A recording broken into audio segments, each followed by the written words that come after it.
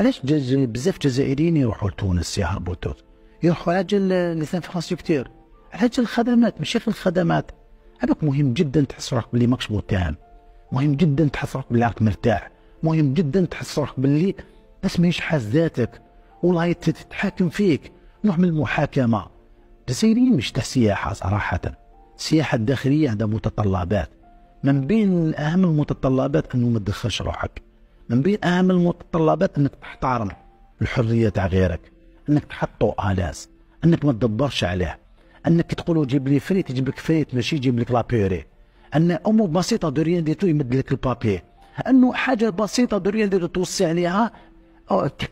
ابجديات طاح ريستورون يجي واحد يسربي لك ومن بعد يبدا واحد اخر يجي يسربي لك. يعني كومان السياحه ماشي قضيه قرار برك، السياحه ثقافه عند المسؤول، عند المواطن، عند الابناء تاع الاحياء، ماشي هكذاك برك. يعني حبسونا الكذب، حبسوا الكذب. عيب انه انسان ما تكون النيه مليحه، النيه المليحه تقتضي نقدموا الصوره كامله. مليح باش نرجعوا السياحه بلادنا، بصح نقولوا بلي هذه سياحه طبيعيه، هذه مناظر خلابه طبيعيه، من الانسان ما تدخلش فيها بشكل كافي، وكي تدخل خسر الانسان. ممكن تروح تتورط، ما تلقاش نقل، ما تلقاش ترونسبور، ما تلقاش خدمات، ما تلقاش ميم با طوموبيل كي تكريفي الروضه تاعك ما تلقاش وين تقدر تخدمها.